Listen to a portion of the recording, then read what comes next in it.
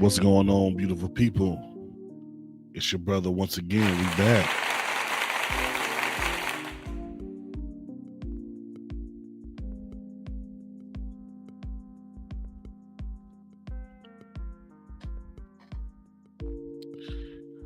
Just going over things that's been on my mind and things I've studied and things I've come across in the overall preparation of confronting and defeating the imposter syndrome. Speaking of which, so I finally got the contract in from the publishing company. And as excited as I am and honored that I am to have, received this,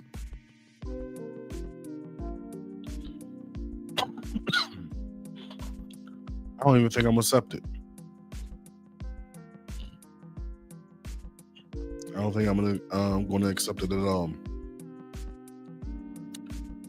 It seems like the book game, in many ways, is just like the record company game, and is not meant to support the author. It's not to make the author rich. And all of the protections that was written in the contract was to protect the publishing company. All of that, and on top of that, I get a very minuscule share of the sale of each book. Now, someone like myself, I've self-published 3 times already, and 4 is no problem at all. So I think that's just going to be the route that we're going to have to go, man. But I come from the Fabric of Master P, J Prince, and all of them. You know what I'm saying? We from the South, baby. You know what I'm saying? We known for moving millions out of our trunk. You heard? So there ain't nothing to do with it again. But it's all good. It was cool to go through the peer review process and all of that good stuff, and gain a little bit more insight of the academic book publishing world. To know that the book would have been $130 and all of that good stuff it's interesting to have participated in such an endeavor. But we live in a world now where the internet is the great equalizer of everything. And just by me consistently doing this right here, speaking to y'all and giving my thoughts and carving out these ideas, it doesn't really make publishing companies and stuff like that as much of a necessity as they once were. The leverage has spilled over to the artists, and I think that's overall a good thing. So we're gonna deal with that. We're gonna rock with that, and we're gonna keep it moving. So all of that being said, I'm still doing my studying and reading and gathering information, and then, that's another part of it too, because they wanted me to produce a manuscript within a year, which I believe I could have done overall. I don't think that would have overall been a problem. But at the same time, it's kind of rushed, if for 85,000 words, and say by this time next year, and then on top of that, the I was given the terms like in October, but I wasn't really given the draft of the contract until weeks later in November, but the deadline was still based off of the October date. So, in one side of my mind, I was like, look, I'm not going to really start writing this book until the contract is signed, even though I was already doing the groundwork for it, but they don't know that. And now a couple of weeks have passed, and you saying that you still want this book by the date that we talked about before you even gave me the contract.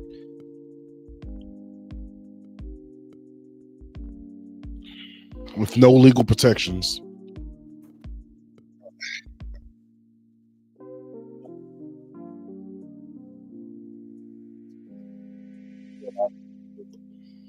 No, I can do better. I can do better than that myself. But it's all good.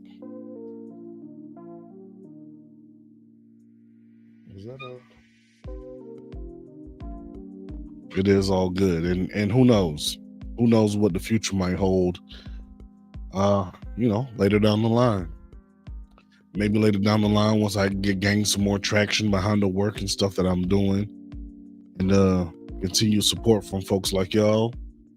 Maybe from there I can leverage that to negotiate better deals down the line. But as of right now, it just doesn't make sense.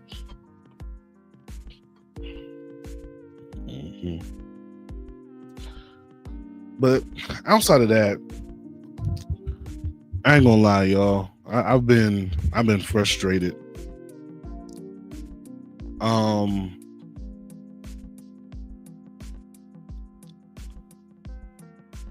Frustrated through discourse in which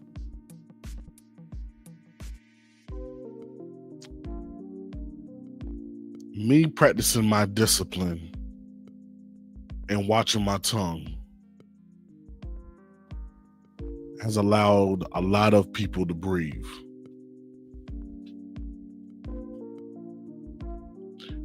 Because I constantly see the disrespect that people are trying to articulate. You know what I'm saying? Like, it comes in the form of, just Facebook banter or whatever. But like, I'm a philosopher. I like playing with ideas. Ideas are my plaything, And, sometimes I throw ideas out there just to dissect them and reconstruct them and whatever. And those who don't really understand that, kind of get in the way. But at the same time, I'd be thinking, I'm always down for a good conversation, but the conversations never really end up good. Like, people are so intellectually boring.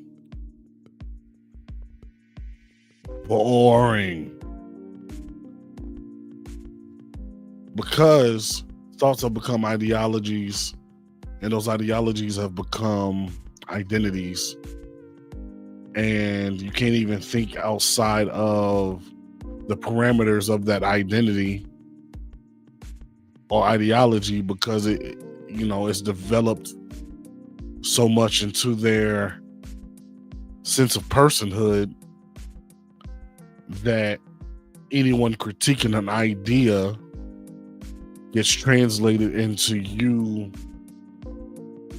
cutting at them or something. So I got into it with a few people recently. It was boring, man.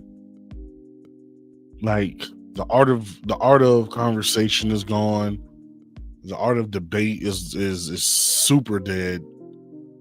And at this point, like, my only colleagues in that sense been dead 100 years.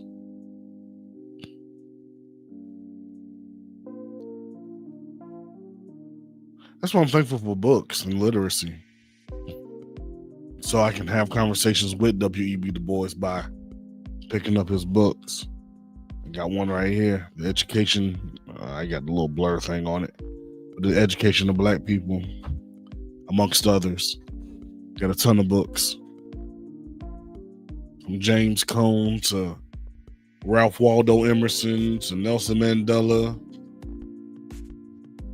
to Langston Hughes to, wherever you want to go with it.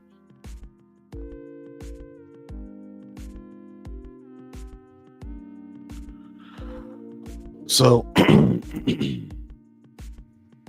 I basically had to end up finding solace in the fact that I'm a rare soul, and those rare souls just don't necessarily fit in.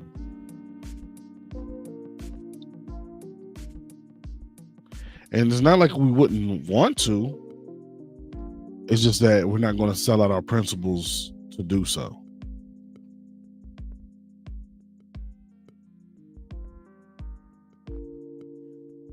It's messed up though, because to be honest with you, in many ways, I would love to be embraced by my community. I would love to be embraced by my elders, and I do have a few for sure.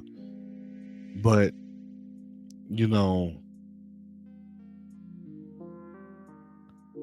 being an empath and also just being observant of the way that people move and act, it's obvious to me that there's a degree of standoffishness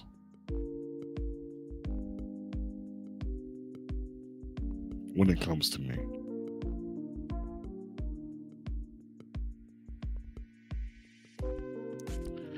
And even though I see it and I recognize it,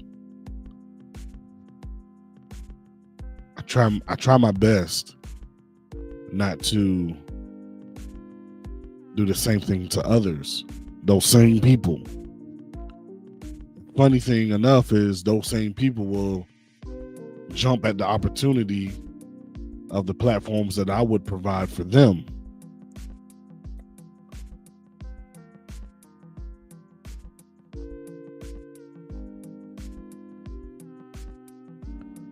But then they would in turn have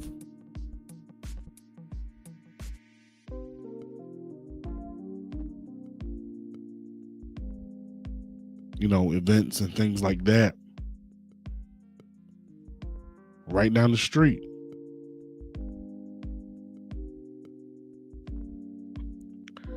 Don't get a call, don't get an invite.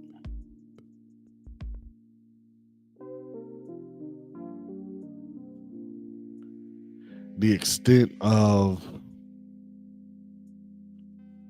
our relationship, more or less, is just one-sided.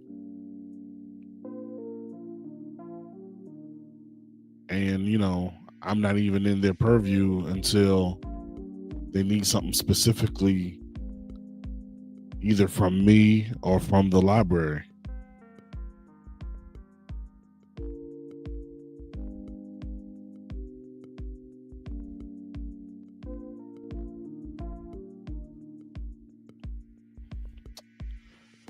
And I see it.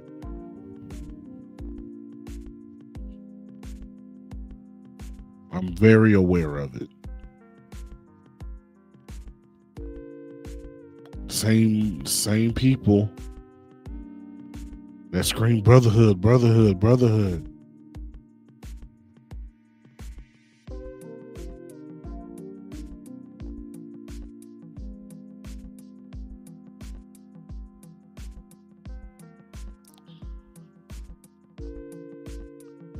There's an African saying,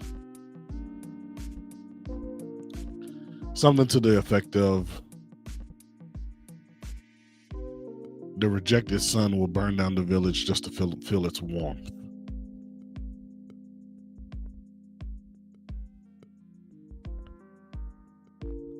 I know I don't have any desire to burn down any villages, metaphorically or physically, of course, but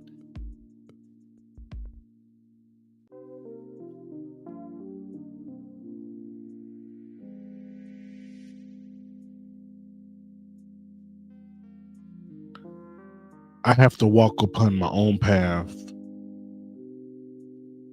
so intentionally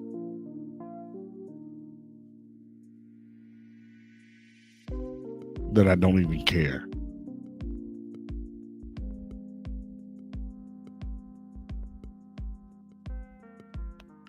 Like, even to be hurt,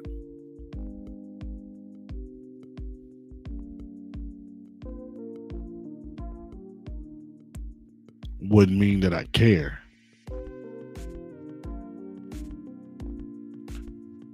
And or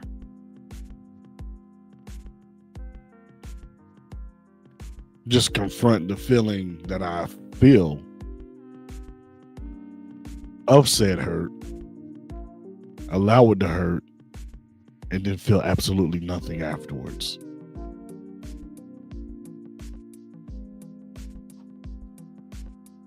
I think that's the better route.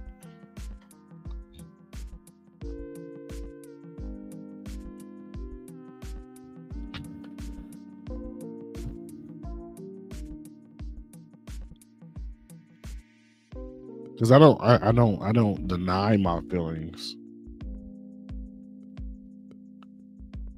and I don't deny the pain of being an island.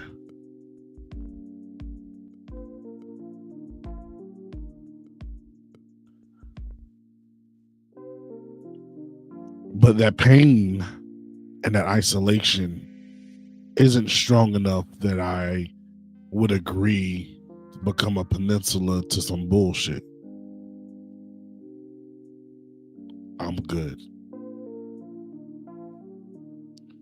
I would love to be invited to the reindeer games, but overall, my nigga, I'm good. I have my family. I have my wife. I have my children. I have my books. I have my passions. I have my purpose.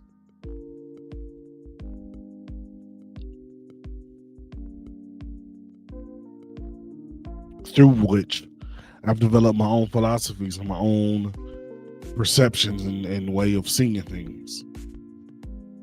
And if we're in particular forms in which that I have to speak on them, I'm going to speak on them the way that I feel and not care to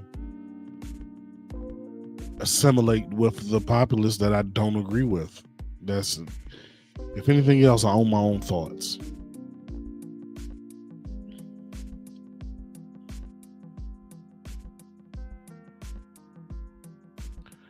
I exercise this gift with reverence.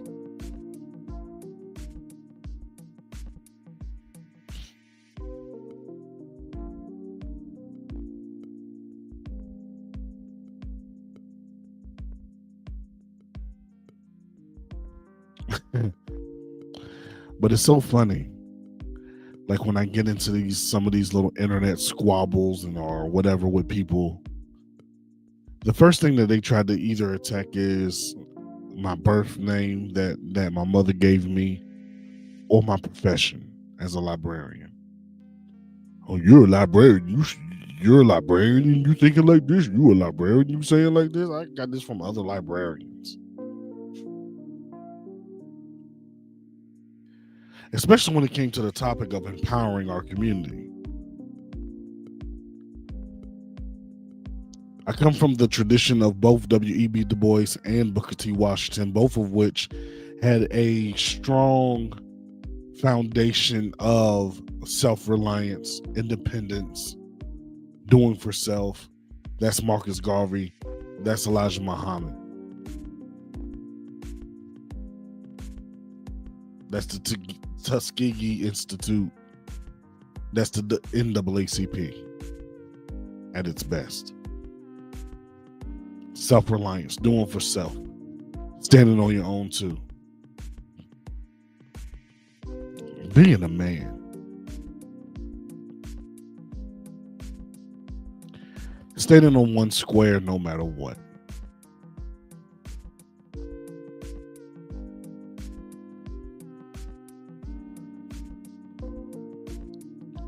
You know, KRS had a lyric like that said, "Do you have the courage to be you?" And I do.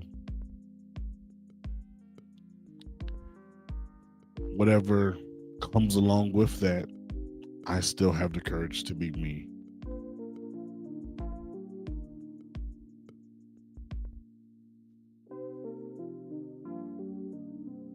And that's something that I'm proud of.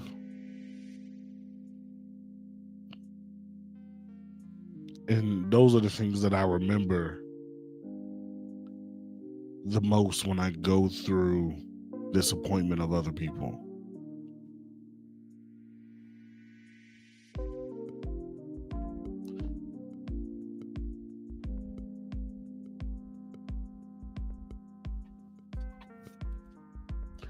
KRS-One had another song.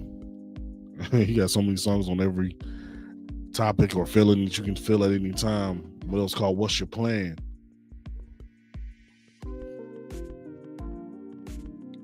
And he said something to the effect of, it gets hard sometimes trying to reach those that's dissing you at the same time, but that's the life of the teacher. We still gonna reach you. Why you keep shitting on me? On the radio, cats think they spitting on me. But if you read their shit, they be real corny. For my downfall, they get real horny. I'm only trying to educate the young ones. I got some guns, but we ain't no dumb dumbs. Now come, son. Look, we on the way out. I forgot the rest, but I think the sentiment was explained clearly.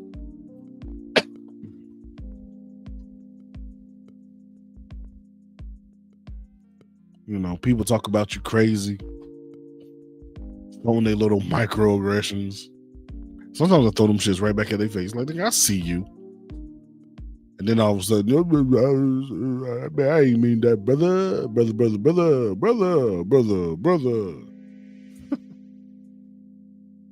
People full of shit, man.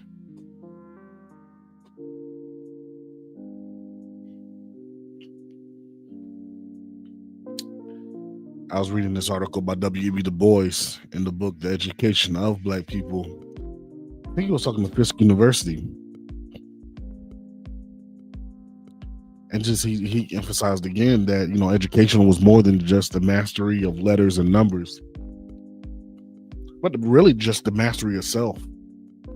I mean, he broke it down: how to wash, how to talk, how to eat, how to laugh, how to do this, how to do that. And some might call that respectability politics, but it's deeper than that. And it comes from a tradition that's way more ancient than that. Our African education systems had foundations in being of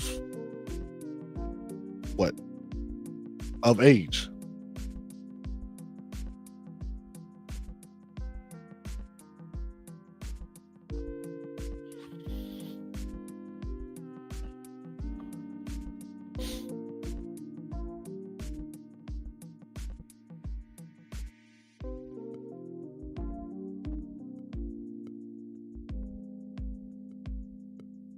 I don't know.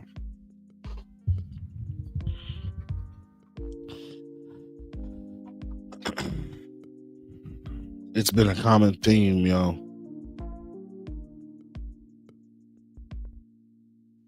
Me and my wife, man, we've helped countless people. And majority of the time, it gets thrown back in our faces as if we're bad for some reason.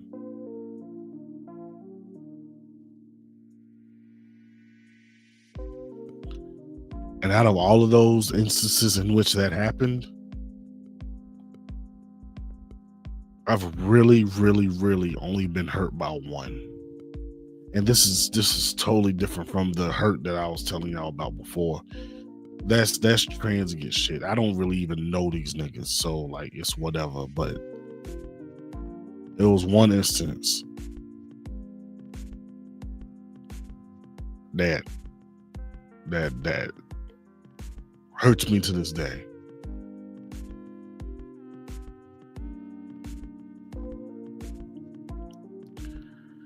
But at the same time, I can't block this person out of my life because I'm proud of her.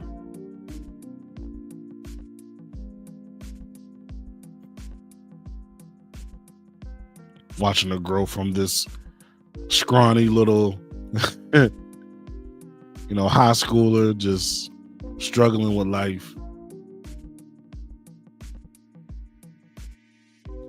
to watching her rise up, gain and earn her doctorate degree. She just got married.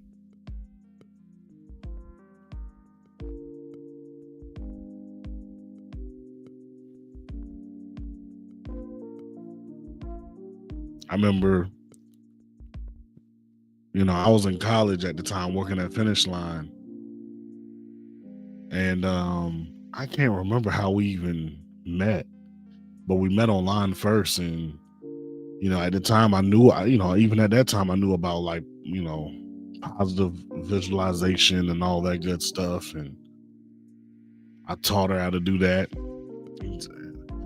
It's just what I do, you know what I'm saying? Like, I remember shouting her out in a song that I made and all this stuff before we even met in person. And then one day we met in person. I was working at Finish Line. I think I was helping the customer or something, and I was looking up just as she was, coming around the corner, and I was like, yo. We gave each other like the biggest hug.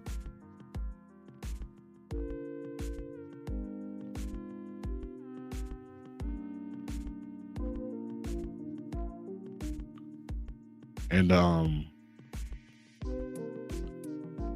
I was just like, yo, every night before you go to sleep, man, just visualize what you want your life to be. She did it. Just got married. Like I said, doctor.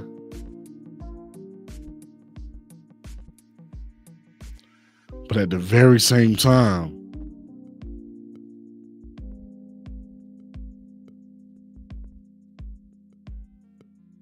more or less called me demonic.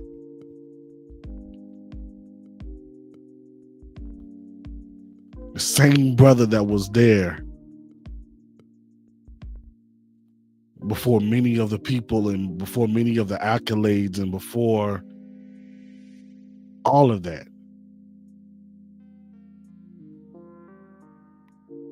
The one brother that showed genuine love and we went years without talking. For no beef or anything like that. We just grew, and one person went this way, one person went the other way, and then through a mutual friend was like, yo, you got to meet this person, you'll love him. And it was her, and we was like, yo. And then when we first initially met back up,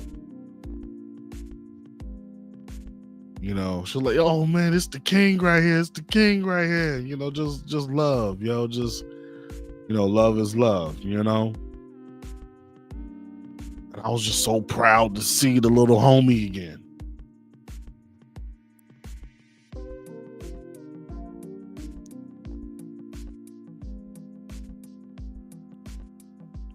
She ended up writing a book.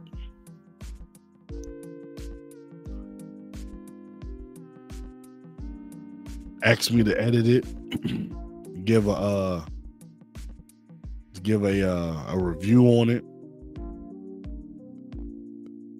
And I think this is after word got back to me that, she said some less than friendly things about me. Because to our mutual friend, she was like, you sure you know what they about or what they doing and all that good stuff, and planting these seeds of discord within that friend. And now we don't even talk anymore. But that weighed so heavy on her heart because she knew that I always spoke of such of a high regard to this particular sister that she was like, yo, I gotta tell y'all. I didn't even want to let you know.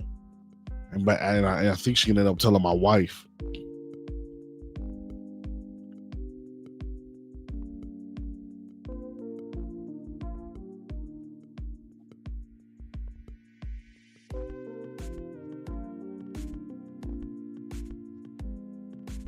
That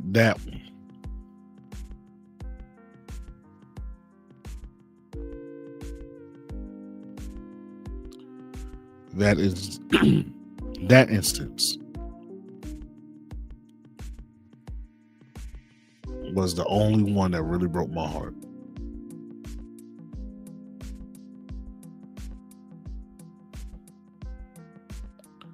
still friends on Facebook, still follow each other on TikTok. I'm sure she's none the wiser.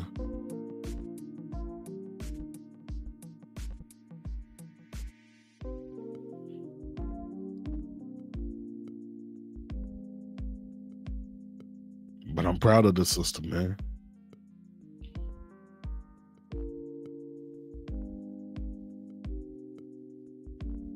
And I would rather deal with the pain of that and still be able to watch her grow and blossom than this ain't no fuck nigga. It's not just some, block them and get them out your life or whatever, yo. I forgive the sister, yo, and all of that good stuff. It's all good, I swear. But that one hurt. And it's always like a consistent theme like that, man. And I never really understand that. I never come from malice.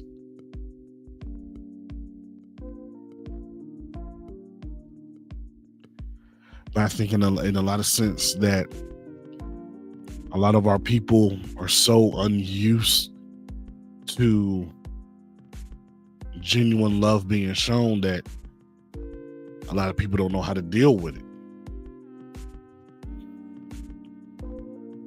So they either run away from it or try to sabotage it or whatever. Whatever the case is, to reframe or re-show. I don't know, man. I remember one time, this one sister, like literally, then one night came, called my wife, asked her for prayer and all of that good stuff, and of course we did it. When I say the very next day on social media called us the Antichrist,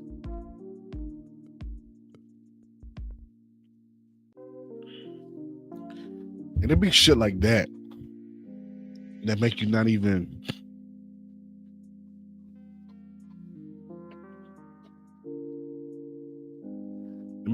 want to fuck with your own people.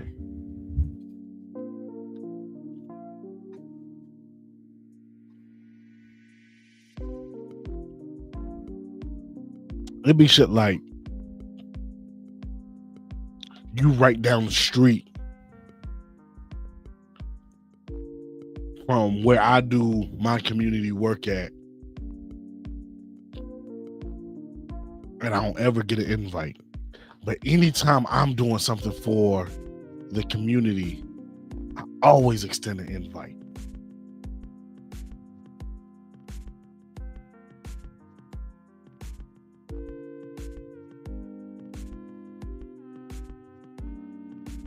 It's never being thought of when y'all got something going on, but always wanting to be a part of something when I got it going on.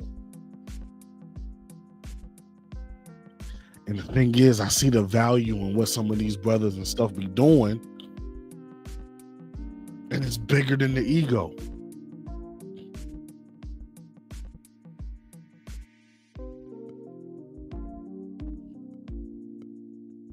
But it's never reciprocal.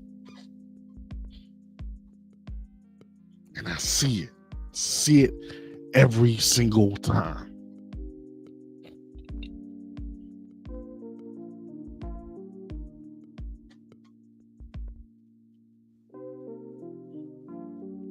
It's like, yo, just because I have differing points of view and stuff like that doesn't mean that I don't value what you might bring to the table.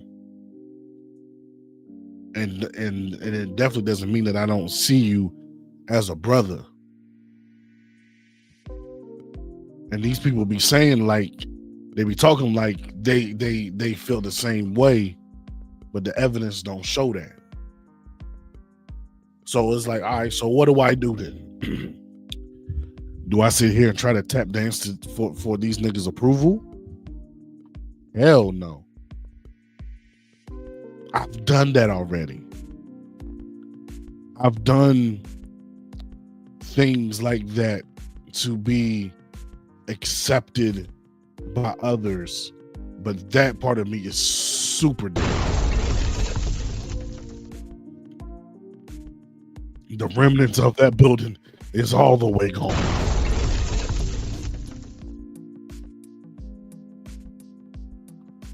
But what I will do is I'll read some W.E.B. Du Bois. I'll read some bell hooks. I'll read some Frantz Fanon.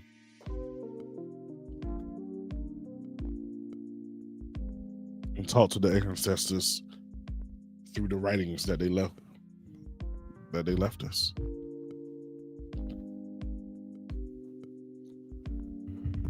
And maybe that's the overall thing.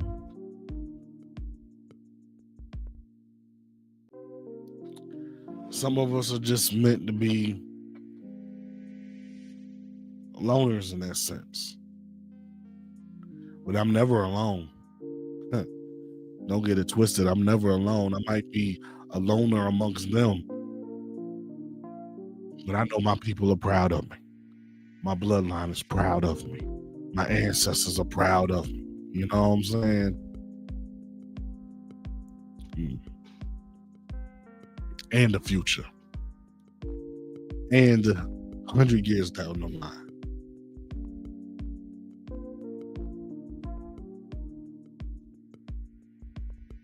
So I just keep on keeping on. Drumming to my own beat, strumming to my own song.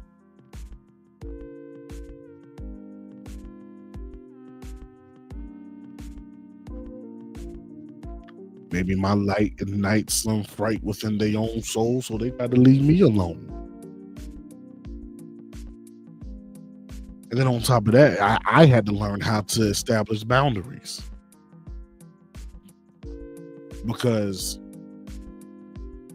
being so loving, being so giving, being so altruistic with time and resources and things like that, the takers will find you. They find you every time and will continue to take from you again and again and again and again until you say no more. They will manipulate you. They'll manipulate your feelings. They'll manipulate, what they feel is so special to you, or pull at your heartstrings or whatever, for them to get whatever they want out of you, and they will not stop until you stop. Until I had to stop.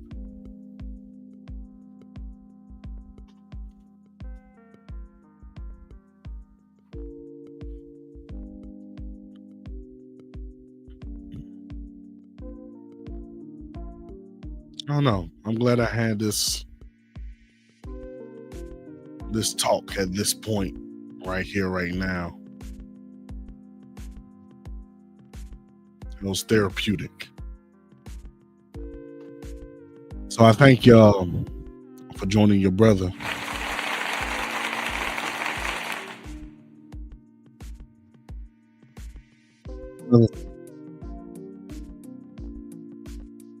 Just for another thinking session.